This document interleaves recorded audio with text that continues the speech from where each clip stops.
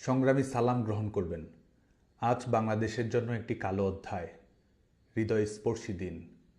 আজ গোপালগঞ্জে দখলদার ফ্যাসিস্ট সরকারের পেটোয়া বাহিনীর নির্মম তাণ্ডবে মৃত্যুবরণ করেছে দীপ্ত সাহা, রমজান আলী সহ আরও অনেকে। আহত হয়েছে শতাধিক। হাসপাতালে মৃত্যুর সঙ্গে পাঞ্জা লড়ছে অনেকে। এখনও সন্ত্রাসী বাহিনীর তাণ্ডবে প্রতিরোধ অব্যাহত রাখার চেষ্টা করে যাচ্ছে মুক্তিকামী মানুষ। আজ দখলদার সরকার এবং তাদের পেটোয়া বাহিনীর হাতে ছিল ট্যাঙ্ক, গোলাবারুদ। জনতার হাত ছিল খালি, বুকে ছিল বারুদ ভরা স্লোগান আর পিতার তর্জনীর অদম্য প্রতিবাদের আকাঙ্ক্ষা। আজকে এই নির্মম হত্যাকাণ্ডের বলি যারা হয়েছে তাদের সবার স্মৃতির প্রতি শ্রদ্ধা জানাচ্ছি, পরিবারের প্রতি সমবেদনা জানাচ্ছি।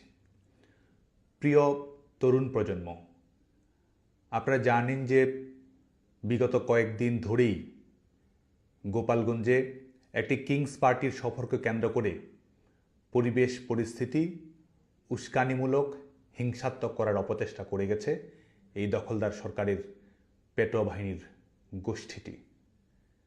এর আগে তারা ছাত্র জনতা পুলিশকে নির্বিচারে হত্যা করে ক্ষমতার মসনদে বসেছে।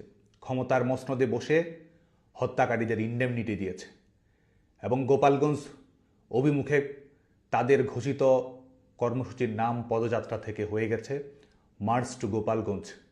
তারা সদম্বে ঘোষণা করেছে জাতির পিতা বঙ্গবন্ধু শেখ মুজিবুর রহমানের সমাধিসৌধ দুমড়ে মুচড়ে দেওয়ার। তারা ঘোষণা করেছে মুজিববাদ মুর্দাবাদ নাম করে জনগণকে মাটির সঙ্গে মিশে ফেলে দেওয়ার ঘোষণা তারাই দিয়েছে। তারই প্রেক্ষিতে উস্কানিমূলক পরিবেশ তৈরি করে দখলদার সরকারের পেটোয়া বাহিনী এবং বেসরকারি সন্ত্রাসী গোষ্ঠীকে লেলিয়ে দিয়েছে গোপালগঞ্জের মানুষের বুকে। উস্কানিমূলকভাবেই তারা এই পরিস্থিতির সূচনা করেছে।